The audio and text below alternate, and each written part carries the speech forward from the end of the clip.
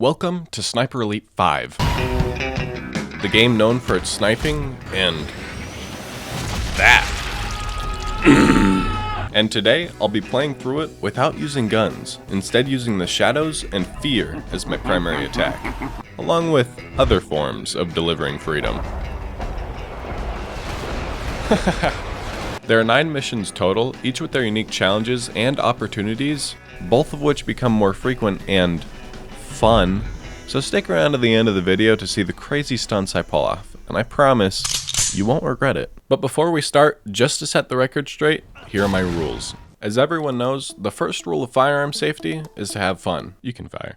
And I know I just said I wasn't going to use my guns, but they're the only way I know how to trigger environmental kills. And because the bullet is triggering something else to do the killing, I'm okay with it. But this does bring up my second rule, and really the one that counts. I cannot under any circumstance shoot a human target with a bullet and kill them. Doing so will result in a severe penalty. So let's hope I don't accidentally do that on accident. With all of that out of the way, we can finally begin. Mission 1, the Atlantic Wall. The mission starts off with a character, Sullivan, letting me, Carl Fairburn, know how little faith he has in me and that we're about to reach our destination.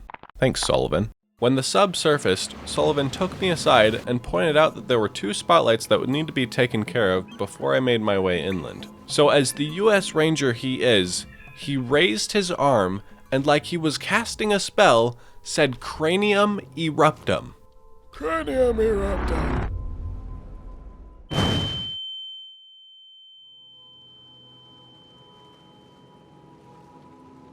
So he's a wizard. Anyway, don't think about it too much. Let's forget this ever happened and never talk about it. I have a job to do with very strict rules that I would never break. So if you'll excuse me. When I got to the beach, I put my knife to work and used my curious, grubby little fingers to search the people I killed. Oh, that was gruesome. Then I came across bottles. Kill it. Wait, bottles. I knew pretty much immediately what this meant. No.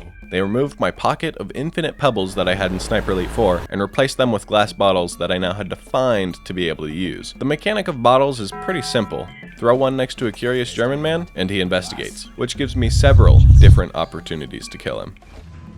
You can see why being limited to 4 bottles rather than a bajillion pebbles was a little disheartening to me. Whistling also works in a similar fashion, but unlike the bottles, you can't throw them. The enemies just get attracted to you. After killing a few more guys, I found a building with a captured ally, one Blue Viper. I entered and found she was also a fan of melee, and surprise surprise, she had something for me to do. I needed to find her friend Marcel and get the information he has about the Germans. How do we find Marcel? House, village, somewhere. On my way out of the building, I found a workbench used for customizing weapons. What a useless piece of technology. Progressing a little further, I got a visual of Sullivan's submarine getting beamed by a massive mortar shell. No, Sullivan. Sucks to suck, Sully. Moving on. I got the objective to take down a massive radio tower. As I headed in that direction, I was greeted by none other than Mike Tyson. Only he's German, a Nazi, and against me. Mike Tyson is immune to melee attacks. This was something I never expected.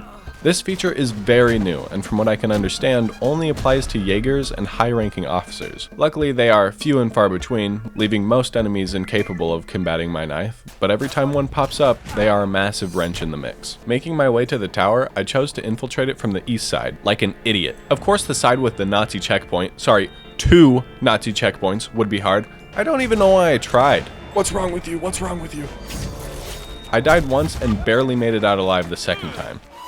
This time, on the west side of the map, I found ruins of an old building and used my binoculars to scope the place out. Doing so gives me the ability to put tags on enemies, giving me a much more defined Dorito on the minimap and also off the minimap. Phenomenal. It'll even tell me what direction they're looking and what class of soldier they are. It's a little different for things like vehicles and hazards, but it's also not. After clearing out the area, I was able to enter the trenches and infiltrate the bunker under the radio tower. Then I broke its breaker and turned the entire thing into an electrical hazard. Now with half of the main objective done, I had to go find Marcel. On my way, I found a bunker that could be blown up and one Stefan Beckendorf, so I used bullets to get rid of him and his posse. Friggin' Stefan Beckendorf. But not any normal bullets, no. I used wooden bullets, which are non-lethal. I do admit, I felt a bit cheeky doing this, so I didn't use these much after the fact, but I would still like to point out that this was completely fair game. Rule 2 clearly states killing with bullets. It said nothing about limiting punishment below that threshold. I tried throwing Beckendorf into the ocean, but divine intervention told me not to. So I blew up a boat. Oh my gosh. Oh, and then I killed him with TNT. Finally getting to Marcel's house, I found him dead, but I was able to retrieve the valuable info he was hiding. This being the last main objective, I had the option to exfil, but I still had 2 more bunkers to blow up, so, you know, fun time.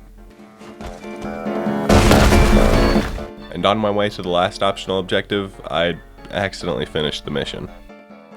Because of this, I met a new ally, Marie Chevalier.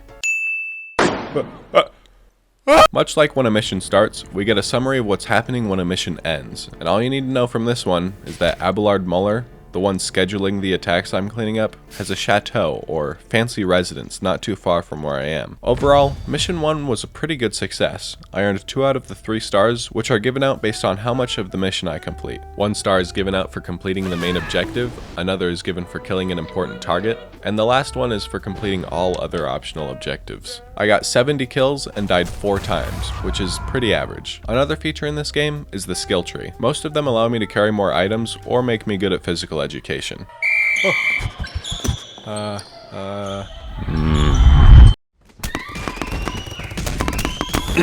skill tree is undeniably good. Because of it, I have the ability to revive myself with a medkit, and I'm now able to take an extra item with me into a mission.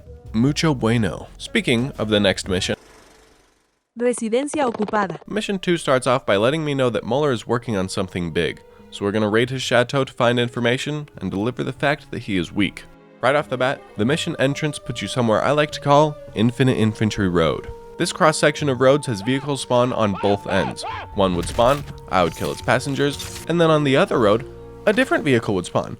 But I'm not close to them, so they spot me before I can kill them, and then they start shooting at me, alerting all the other vehicles and troops in the area. And even if I do kill all of them, the new cars that spawn have to stop because there are vehicles parked in front of them, so they get out of their cars, spot me, and kill me!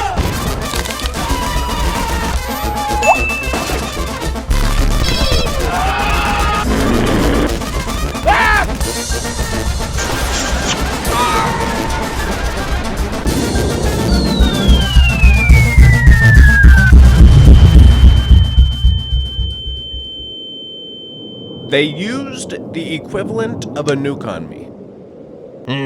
I died more times than I did in the last mission in the first 30 minutes of this mission. How? How do I get out of this? Can someone please? Maybe I even stand up and hit a little God. boogie with it. Oh, what's that, the SpongeBob? Using a little bit of divine intuition, I camped on a church's scaffolding. I could lure enemies up one by one, kill them relatively safely, and restock on the funny. But for our last subject, I needed to conduct a science experiment. How many thrown objects does it take to make a German's body limp? Let's find out. 1, 2, 3. But why did he fall unconscious? Well, there's a mechanic in this game that I didn't really understand until the later missions, but if you hit an enemy's head with a bottle, there's a chance for them to fall unconscious. I'm not sure if it's guaranteed because I think it would make more sense if the enemies with helmets had a little more protection, but figuring this out definitely made me more keen on using them. Now that I'm done, what's the word? Eviscerating The local population, I needed to find a way to the chateau. Looking at the map, it made more sense to go through the south route, because I wouldn't be a sitting duck on a bridge and would probably have more cover in the marshy end of the river.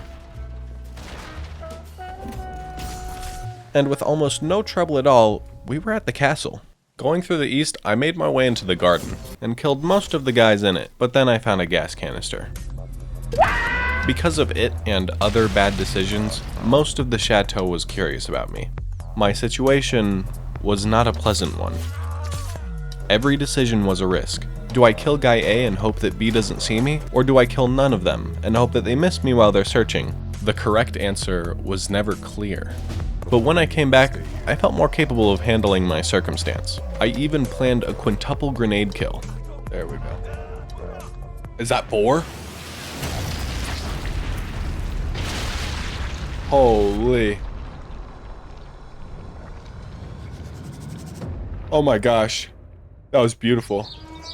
While we're on the topic of grenades, let's talk about them. Grenades are as you can expect, a throwable explosive, but in this game, you also have the option to make them sticky, allowing you the opportunity to give any Nazi a death sentence if you hit one. And even if you don't hit one, it's not going to bounce right past them. It'll stick to the ground and they'll be too confused to run away fast enough. Another throwable explosive is TNT.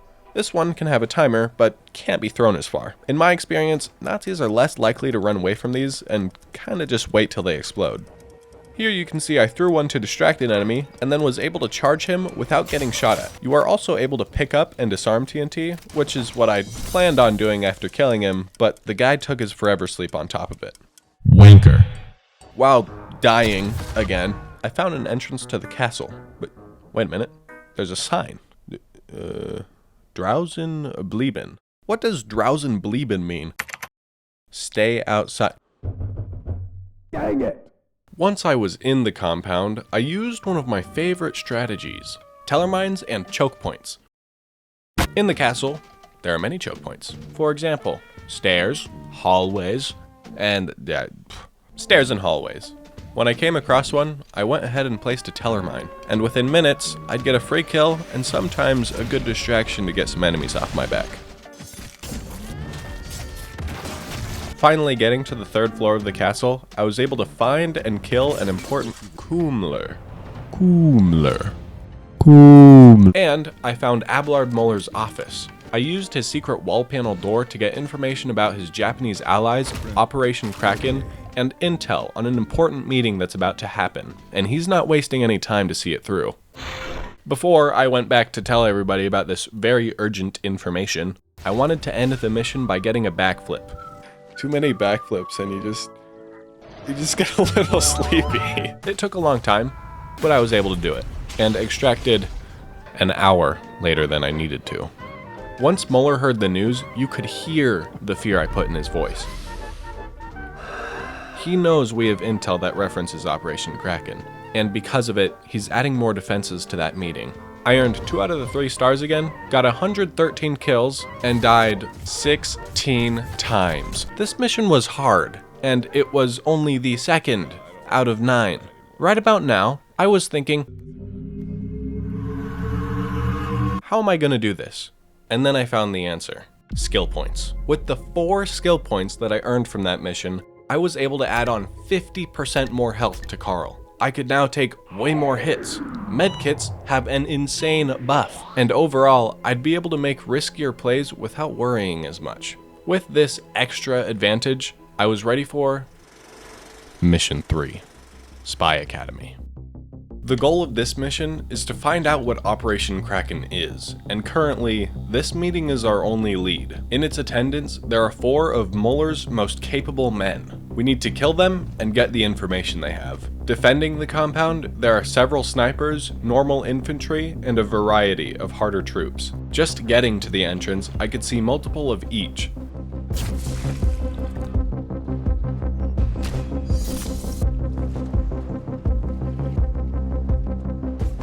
There were tight corners and people behind all of them. Most of the mission is probably going to be like this. Whenever I was spotted, there would be 30 people shooting at my location within a matter of seconds. Melee, melee, more friends, melee. And not getting spotted was incredibly hard, but after 30 minutes, I finally had a good start where I was past the gate and wasn't detected. The trick was just not killing people. There were a few that I needed to kill, but I only did it when absolutely necessary. This may seem like an obvious solution, but think about it. The more people I don't kill initially, the more people will pop up when I get spotted. So when I passed someone I could have killed, I had to show my utmost restraint. A little further along, I found a Panzerfaust, or a rocket launcher. Which brings up the question, Does a rocket launcher count as a gun? No, of course it isn't a gun. Are you stupid?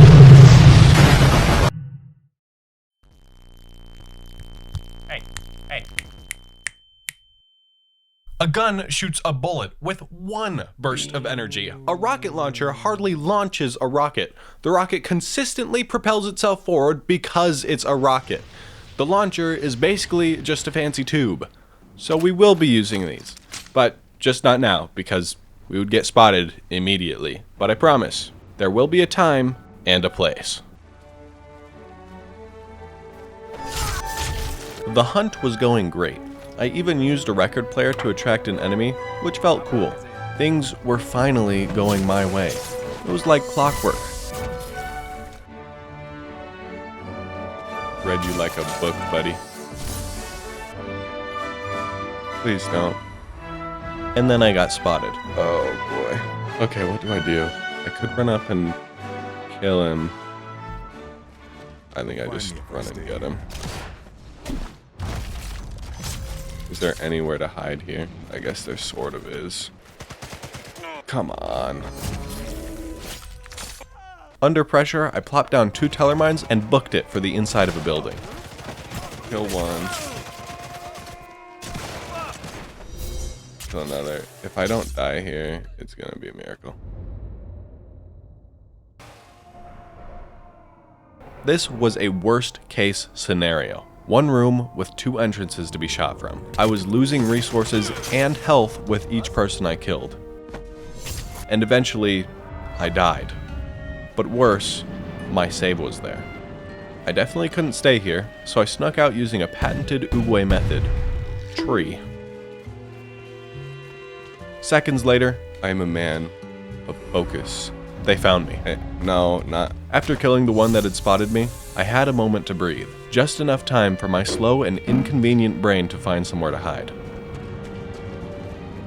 Another cramped spot. But this time, there was only 1 entrance, and they didn't have me in line of sight unless they went into the room. While I waited, I talked with my chat about different cereals, because I was streaming all of this. If said Honey Nut Cheerios, then I'ma eat the whole box, and torment his Cheerios family before I enslave his wife's children.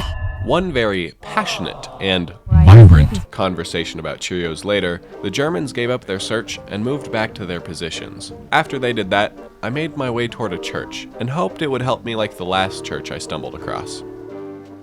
Oh. I don't know how this counted as a ghost kill, considering the explosion. But after my useless retreat to the high ground of the church, I got a pretty good view of their supplies, some of which stood out, like a lot.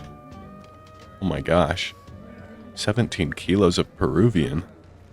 They weren't just unobservant regarding their explosive friend's tendency. This group was off their rockers.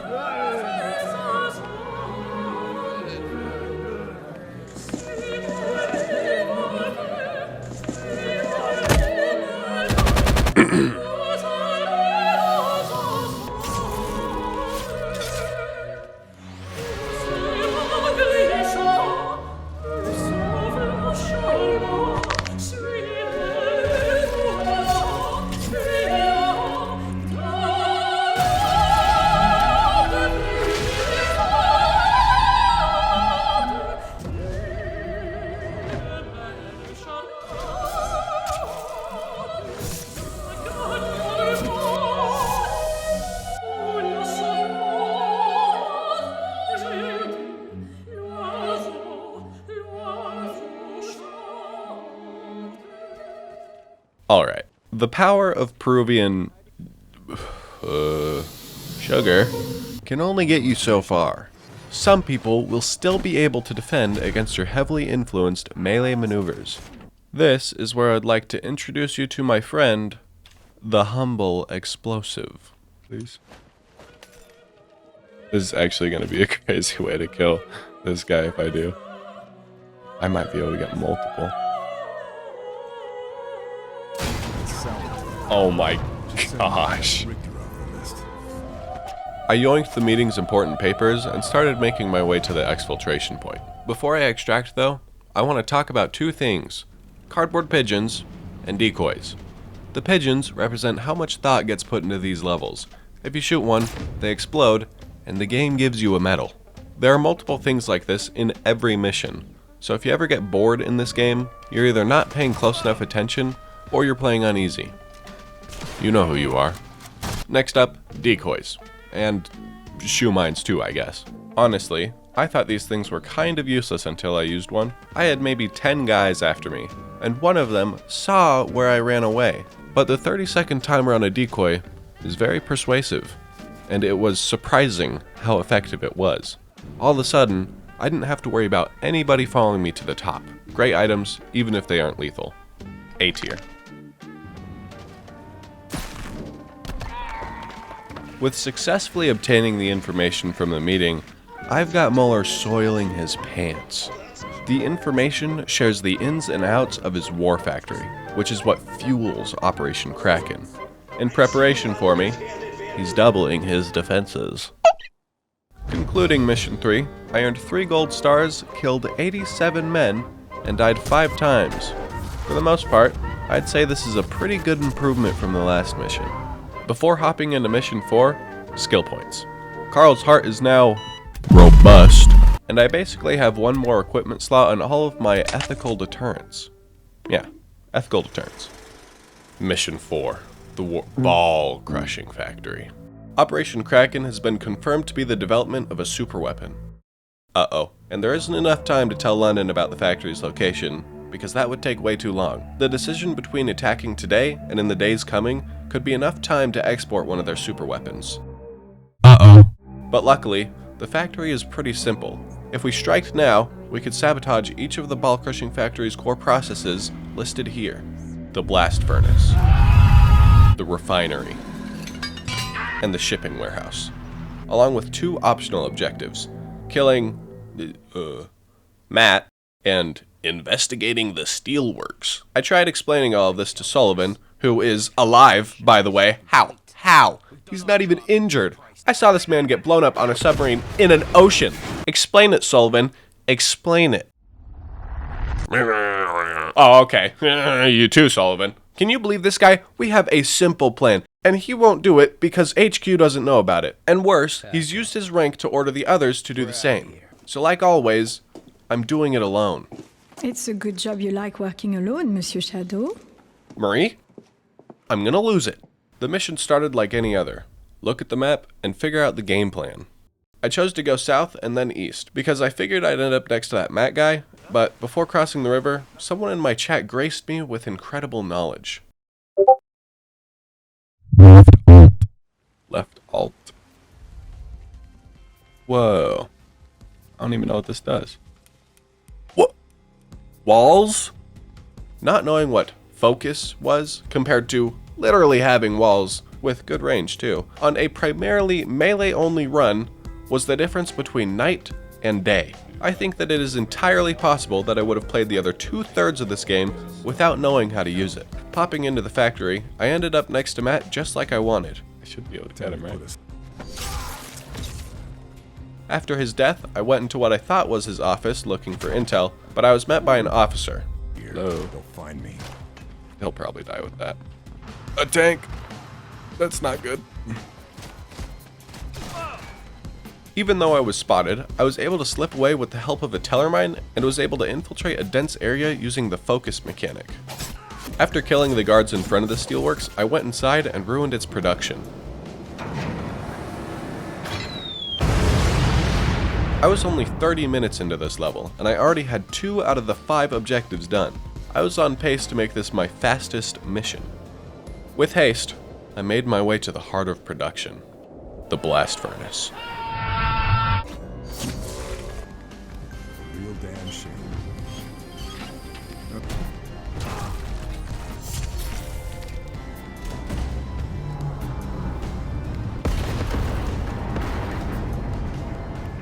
With the blast furnace destroyed, on to the next. What am I doing? Okay. On my second attempt, I was able to get to the shipping warehouse undetected, but I tried to melee a Jaeger and You can guess how that ended.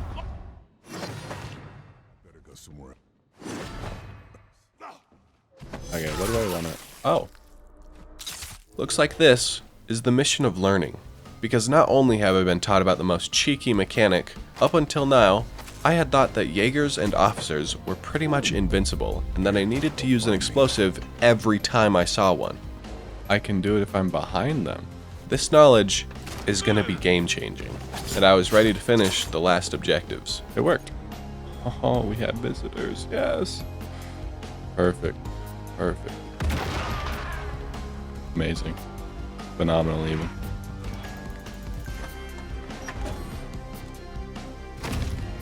Nice. Next up, the refinery.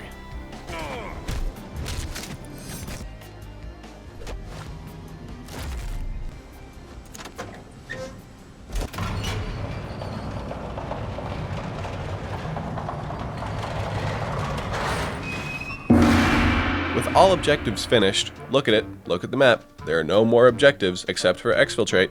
Do you see that? Good. Ending the mission, we found out that Sully couldn't keep his mouth shut and snitched on me for going to destroy the factory without permission, which was done successfully, might I add. I ended with 2 out of 3 stars. How? Look at the map. Did you see any objectives left? Absolute garbage. But every dark cloud has a silver lining. I only died once, which is quite remarkable considering the death count of Mission 2 was even a possibility. Right now would normally be about the time that I mentioned skill points, but it is simply gonna have to wait. This project is just too big to be one video, so I've decided to split it into 2 parts. Part 2 will have things like hating Sullivan, using rocket launchers, and killing Sullivan with rocket launchers. So if you want to see that, you can subscribe, ring the bell, like, join the Discord, and leave a little comment. For the time being, I reply to every single one. And remember, big things are coming.